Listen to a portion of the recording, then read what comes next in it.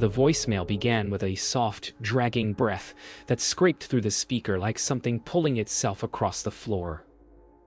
It filled the room too deeply, as if the sound came from behind my own walls instead of the phone in my hand. Each inhale felt wet, strained, almost trembling. And the longer it went on, the more it sounded like someone trying to hide in the dark while something searched for them. Then came the whisper. Thin, shaking, almost swallowed by fear. He's in the mirror. But the sitter had no reason to say that. She was alone.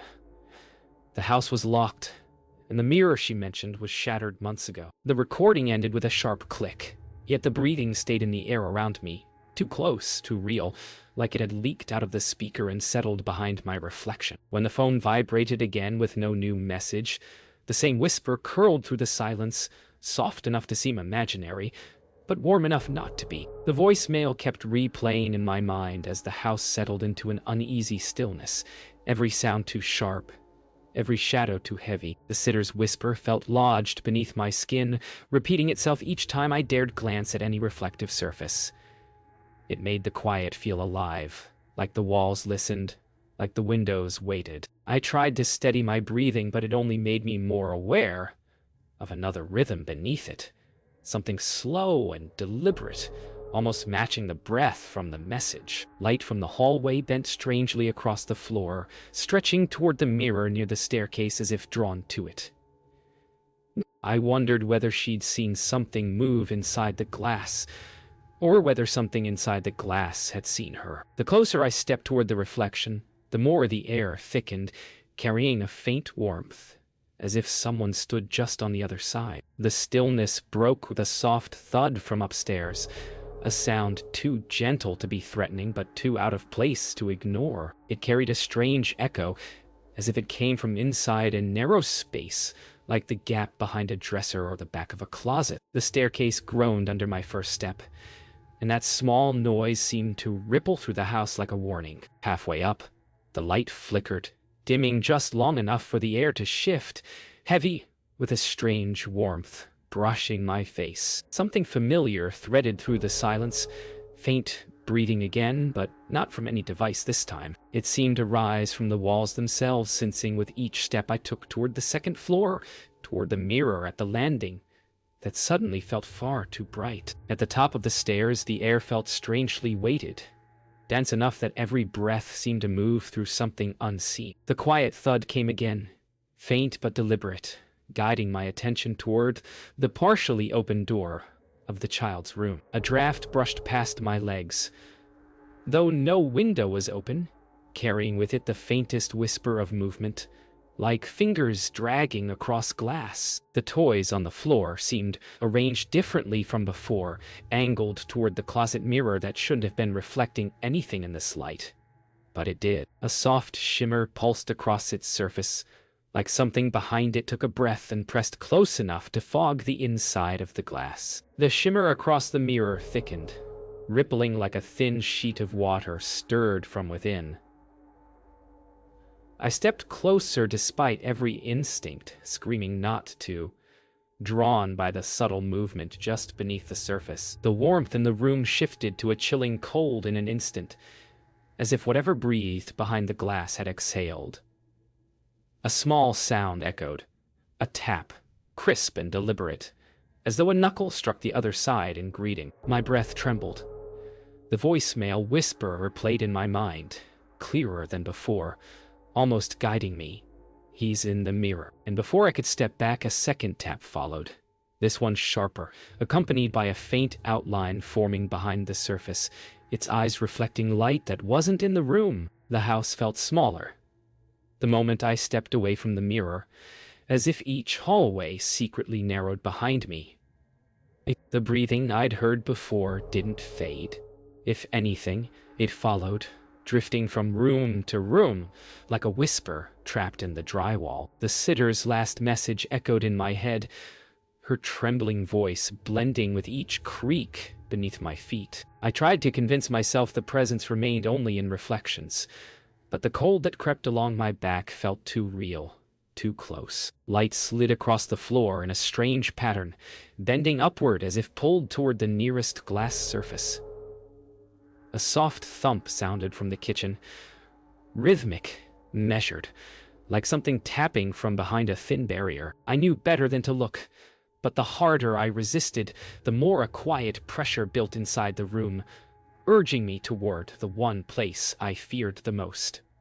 The window. The tapping grew sharper, mirroring the frantic thump of my heartbeat. Every pane of glass in the kitchen hummed with a faint vibration, like something brushing against it from a world just beneath its surface. I stepped backward, but my reflection didn't move with me. It lingered at the window for a moment longer, face turned slightly as though listening to a whisper I couldn't hear. When it finally caught up, the room dimmed as though a shadow passed overhead. I clutched the door frame, steadying myself against the sudden wave of dizziness. It felt like standing too close to a cliff, wind pulling at my clothes, urging me forward. The child whimpered softly, the sound sharp with fear, and the moment it left his lips, a thin crack formed across the window, stretching like a jagged smile. I dragged us away from the kitchen, but the reflection followed, no longer delayed, no longer distorted. It moved with purpose, watching from every smooth surface, as though waiting for a moment of weakness. The hallway felt colder than before, the carpet stiff beneath my feet, as though frost formed within the fibers. A soft, scuffing noise rose behind me, the gentle scrape of bare feet sliding across the floor. But when I turned, the space was empty. The sound continued, circling us, echoing low and steady. The child pulled at my sleeve, pointing toward the bathroom door, the one with the long mirror that stretched nearly from floor to ceiling.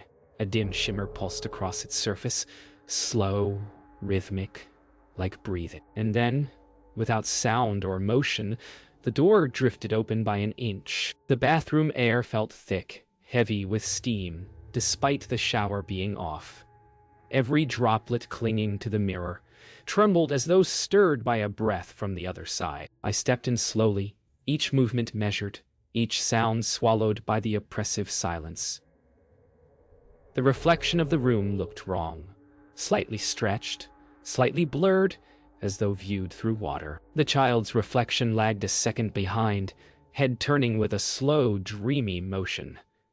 My own reflection stared ahead too intensely, eyes fixed on something over my shoulder. I didn't want to look. I forced myself not to. But then the room dimmed, and the reflection's hand raised without mine moving, fingertip touching the glass with a faint, wet sound. I stumbled back, pulling the child with me, heart hammering so hard it felt like the sound might shatter every window in the house. The reflection lingered even after we left the bathroom, faces still visible in the mirror's surface as though trapped within. The hallway lights flickered in rapid, frantic bursts, each flash showing the entity closer. First at the far end of the hall, then halfway, then only a breath away from the mirror nearest us. The air buzzed with a strange electrical hum, each note crawling across my skin like static. I could feel something shifting in the walls, a soft dragging, a slow pushing, as though the house itself was bending. A sharp crack cut through the air, and the nearest mirror split down the center, the fracture glowing faintly like an opening eye. The glow from the cracked mirror pulsed like a heartbeat, each throb dimming the rest of the hallway until everything outside that jagged light felt drained of color. I held the child close, but the air between us and the fracture rippled, as though the walls themselves breathed in shallow, trembling gasps. The entity's shape wavered behind the split glass, not stepping through yet, just watching, waiting, as though savoring the moment before crossing fully into the room. Every mirror in the hallway hummed softly, vibrating with a low tremor that crawled straight into my bones. The sitter's whisper raced across my thoughts again, more urgent than before. He's in the mirror. But now he wasn't just in one. He was in all of them, spreading like a shadow through every reflection the house offered, turning each surface into a doorway he could reach through as soon as he decided to. I backed away from the mirror slowly, careful not to make sudden movements, feeling the cold press of dread settling deeper with every step. The house groaned beneath us, the walls shifting with a faint stretching sound, as though the structure strained to contain what lurked inside the reflections. A soft tapping began again, not from one direction, but from all of them. Tiny knocks echoing from the bathroom mirror, the living room window, the glass picture frames lining the wall. Each tap matched the entity's rhythm, slow and steady, like a signal passed between reflections. The child buried his face into my side as a cold gust swept down the hallway, extinguishing the last steady light and leaving only the glow from the broken mirror behind us. The tap stopped all at once, leaving a silence that felt heavier than any sound, the kind that meant something had moved. A sudden shiver crawled up my spine as the reflection nearest me, the frame hanging crooked on the wall, began to warp. The glass rippled outward like liquid stirred by a submerged hand. I froze. The child tugged at my sleeve, whispering something I couldn't understand through his fear, his words tumbling into broken sounds. The reflection within the small frame showed not the hallway but a darker room, empty except for the entity standing perfectly still in the center, shoulders rising and falling in a slow, unnatural pattern. His eyes lifted, meeting mine through the glass, and something unseen pressed warm against my cheek. As though his breath had slipped through the barrier, the frame rattled sharply, loud enough to jolt me backward, and the warped reflection snapped into perfect clarity, now showing him closer. Every reflective surface along the hall began to change, not with cracks or distortions, but with scenes that didn't belong. Rooms that weren't part of the house, spaces that felt impossibly deep. Some showed a staircase descending into darkness. Others revealed narrow corridors lined with mirrors that stretched further than physics allowed. The entity drifted through each one, moving effortlessly from reflection to reflection, his form shifting slightly each time, as though the glass reshaped him. I felt the floor tilt beneath me, a sensation like being pulled forward by invisible hands. The cold in the air sharpened, turning each breath into something painful. When I glanced toward the living room mirror, I saw us, not as we were, but standing perfectly still, our reflections frozen while the entity crept closer behind our mirrored forms. The tension in the air snapped like a stretched wire. Every mirror flashed at once, flooding the hallway with a throbbing chorus of distorted images. My vision blurred, the world vibrating under the force of the sudden convergence. I felt a pull, not physical but deep, tugging at the space around me, urging me toward the nearest reflection. The child cried out, his voice swallowed by the electrical hum rising from every surface. I tightened my grip and stumbled backward as the largest mirror at the end of the hall bulged outward, its surface ballooning like a membrane stretched too thin. The sitter's final whisper echoed again, but this time it wasn't a memory. It drifted from the mirror itself, trembling with fear. Then, with a sharp shatter, a hand burst through, reaching, grasping, hungry. The hand clawing out of the mirror withdrew just as fast as it appeared, as though it hadn't been reaching for me, but signaling. The hallway fell silent except for the small, trembling breaths coming from the child pressed against my side. The air thickened, heavy as soaked cloth, wrapping itself around us until each inhale felt borrowed. The fractured mirrors no longer glowed. Instead, their surfaces dimmed into a deep, swallowing black that reflected nothing at all. It felt like the house itself held its breath. A soft scraping began beneath the floorboards, slow and patient, moving in circles under our feet. The shadows along the walls curled upward as if stirred by movement behind them. And then, from the darkest mirror, barely visible through the black fog coating its surface, two pale shapes opened. Unmistakably eyes, watching without blinking. The floorboards vibrated beneath us, each tremor stronger than the last, as if something heavy paced directly below. The scraping sound stopped abruptly, replaced by a slow, rhythmic thud, like a heartbeat far too large to belong to anything human. The mirrors along the wall brightened one by one, but instead of showing us, they revealed glimpses of rooms shifting and folding, as though the house rearranged itself behind the walls. The entity's presence thickened in the air, a pressure settling against my shoulders, pushing me toward the steps leading down into the dark. The child whimpered, gripping tighter. And in that moment, the nearest mirror flickered with a reflection that wasn't ours. Both of us shone standing perfectly still, but behind us, the entity leaned close, his chin resting on my reflection's shoulder, as if claiming it. I pulled the child away from the mirror, heart pounding with the certainty that if I hesitated even a second, the reflection would move without us. The walls groaned again, louder this time, bending inward as though the house strained to contain what roamed behind its surfaces. We stepped toward the living room, but the air grew colder with every move, a creeping frost spreading along the floor in delicate cracks. The television flickered to life without a sound, displaying static that shook violently, like something pressed its face too close from the other side. In the static's blur, a silhouette formed. Tall, twitching, impossible to focus on, yet unmistakably watching. The room dimmed until only the white glow of the TV remained, flickering in rapid pulses that sent shivers up my spine. The static cut out, plunging the room into a thick, suffocating black. I reached out blindly, feeling for the child's hand, gripping it with desperate force. A muffled thud echoed from inside the walls, followed by another. Closer this time, like footsteps running in tight circles around us. A thin beam of moonlight seeped through the window, stretching across the floor toward a small accent mirror hanging crooked on the wall.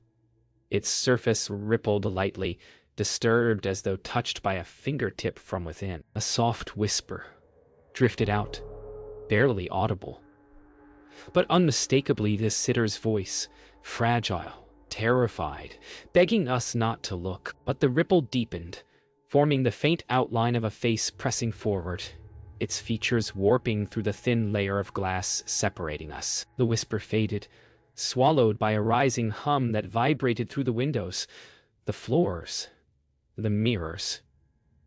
Every reflective surface trembling with the same breathless anticipation. The house flickered between darkness and a pale, unnatural glow, each flash revealing the entity closer, stepping through reflections that didn't yet break. I felt the child shaking against me, his breaths hitching as the air grew sharp and cold, stinging my skin.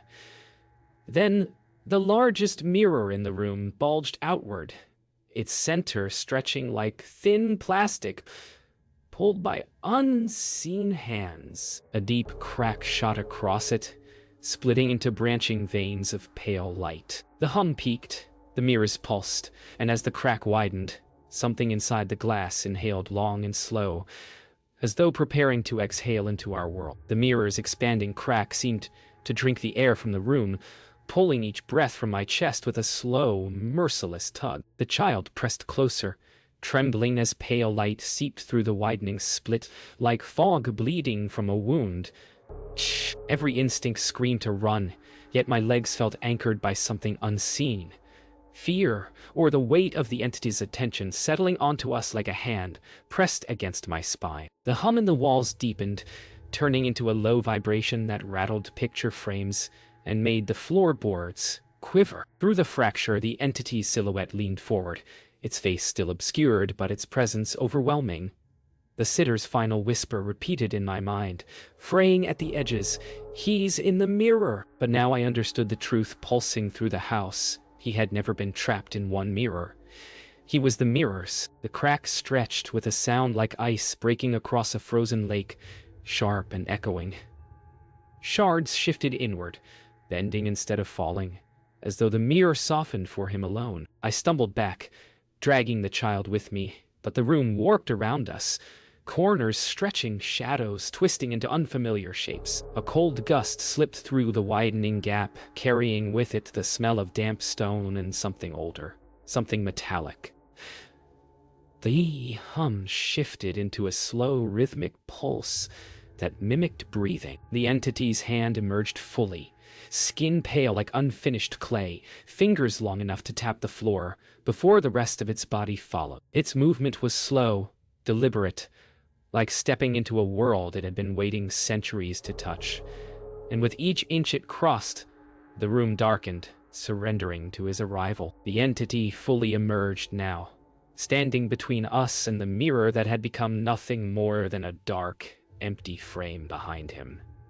His presence bent the air, warping the edges of the room into a trembling haze. I felt the cold radiating from him in waves, numbing my fingers and slowing every thought until even fear felt thick and sluggish. He tilted his head slightly, the motion too smooth, too silent, as though he moved without joints. The child whimpered, drawing the entity's attention. His hollow gaze drifted toward us, but it wasn't normal sight. It felt like being scanned from the inside out, each layer of my being peeled apart. I tried to step backward, but the floor beneath me pulsed, softening as if reacting to the entity's will. Then he took his first step toward us, and the room dimmed further, as though absorbing the light to feed his advance. The floor groaned beneath his weight, bending slightly despite his narrow frame, as though his presence carried something far heavier than flesh. The walls rippled, mirrors embedded in them clouding over instantly, their surfaces turning pitch black.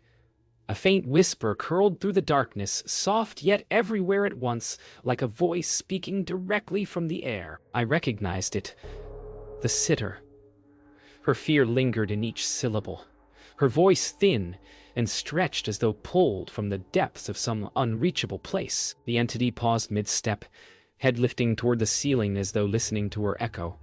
Then his gaze snapped back to us with sudden precision. I felt the room tighten, the ceiling dipping lower, the shadows reaching outward like hands, eager to close the distance on his behalf. He raised his arms slowly, fingers curling toward us in invitation, or claim. The hum rising from the walls crescendoed, vibrating through my ribs like a second heartbeat. I felt the pressure pushing in on us from every direction, herding us toward the center of the room where the entity stood waiting. The mirror behind him flickered weakly, showing fleeting images, rooms we had never been in, hallways carved from darkness, the sitter's terrified face slipping in and out like a memory collapsing. The entity stepped closer, the floor sagging beneath his weight, his breath a cold draft that washed over my face. The child cried softly, and for the first time, the entity reacted. His head twitched, face lowering until his hollow eyes aligned perfectly with ours. Then the mirror behind him lit with a sudden burst of pale light, flooding the room with a blinding glow as if some unseen force pulled all reflections together for one final convergence. The burst of pale light faded slowly, leaving a trembling afterglow that clung to the walls like frost. The entity stood perfectly still, but the space around him warped and pulsed, bending inward as though gravity shifted to follow his shape. The child buried his face against me, his small shoulders shaking with each frightened breath. I tried to guide us backward, but the house resisted.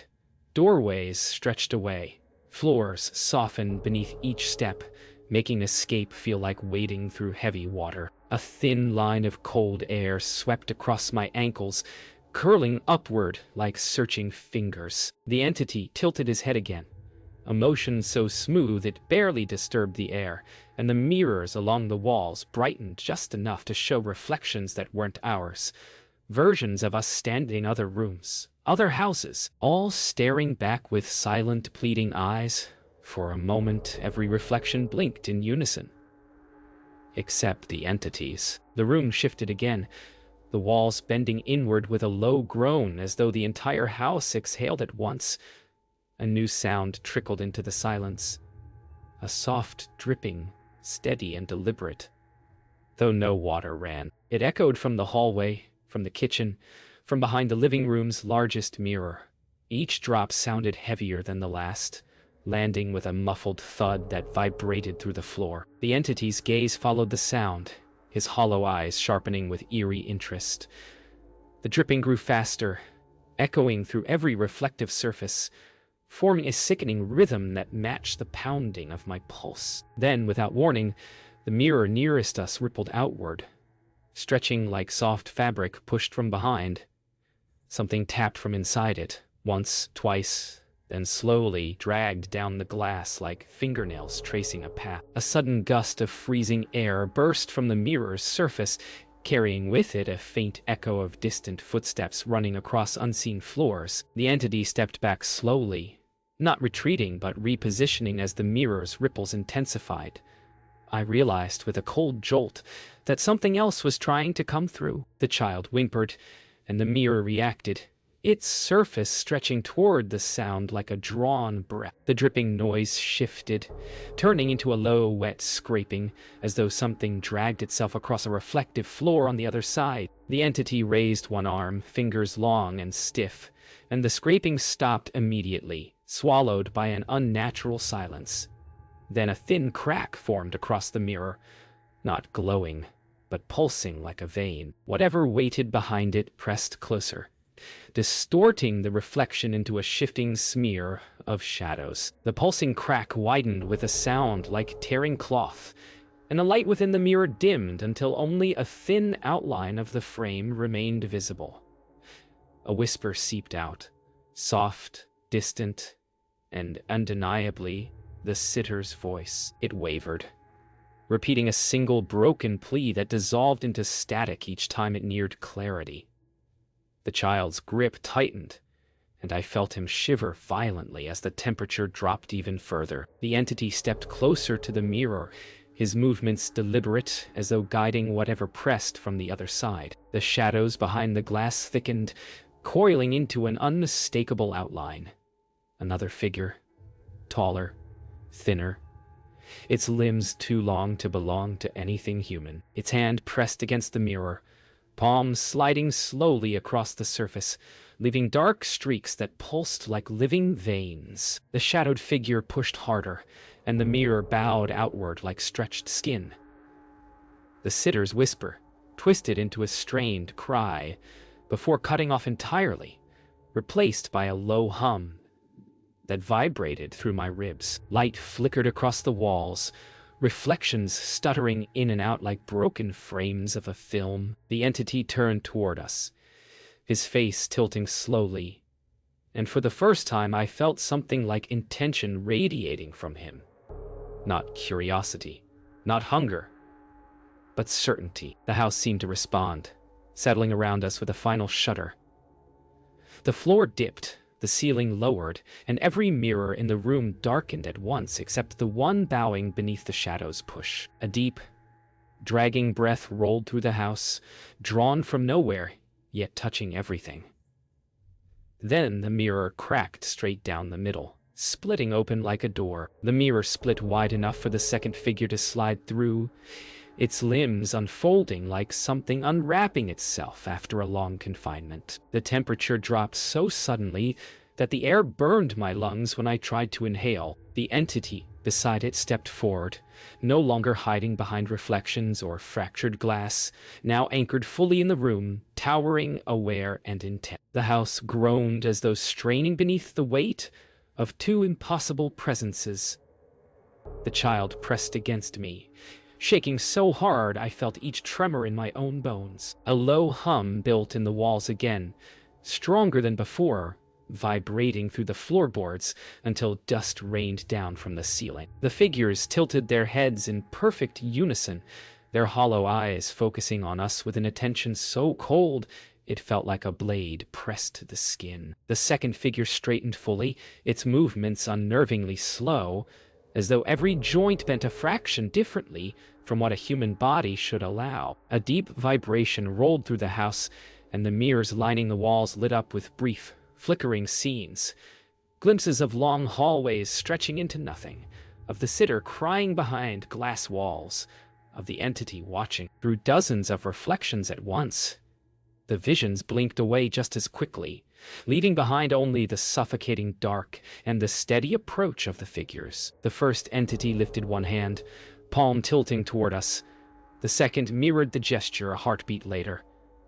The pressure in the room deepened instantly, pushing against my chest, stealing the breath before I could pull it in. The child whimpered, and the sound snapped through the silence like glass breaking. Ah! The air shifted sharply, pulling toward the entities as though an unseen current had opened behind them. Loose papers fluttered across the floor, curtains strained forward, and the remaining mirror shards trembled with metallic ringing. The pressure dragged at my clothes, tugged at my hair, urging us closer to the figures. I dug my heels into the floor, gripping the child with both arms, refusing to budge even as fear clawed up my throat. The entity stepped closer in perfect synchronization, their movements frictionless, unnatural, silent. For a moment, the humming stopped, leaving a void-like stillness so complete that it felt wrong to breathe inside it. Then the second entity's mouth stretched open. Not wide, not human, but long and thin, releasing a soundless scream that made every mirror in the room crack at once. The cracks spread outward like lightning veins, forming a spider web of fractures across every reflective surface in sight. Light flickered beneath the breaks, pulsing with an energy that made the walls shudder. I felt the floor tilt, the entire house bending inward as though it were no longer a structure, but a shell collapsing under pressure. The entities raised their arms again, and this time the mirrors responded, each one bulging outward, as if something behind them pushed forward in a desperate attempt to escape or join the others already free. The air behind me shifted, a cold presence brushing my back, and I realized with dread that the reflections of us had begun to move independently, turning their heads, reaching out, mimicking terror with twisted, delayed expressions. The house was no longer just haunted, it was waking up. The final moment came with a silence so sharp, it felt like everything in the world paused to listen. The entities stepped forward in unison, closing the last distance between us. Instinct flared. I pulled the child behind me, preparing for the cold grip I knew was coming. But instead, the mirror behind the entities erupted with a blinding surge of light, so bright it turned the room into a white void. The entities stopped mid-step, their forms flickering like unstable shadows caught between worlds. A violent crack tore through the air as every mirror surface shattered inward, each piece sucked toward the light as though pulled into a collapsing star. The pressure lifted suddenly, the floor steadied, and the cold retreated. When the light faded, the mirrors were empty frames, their surfaces gone, and the entities were nowhere in the room. Only the lingering sound of breathing, impossibly deep inside the walls, reminded me it wasn't over.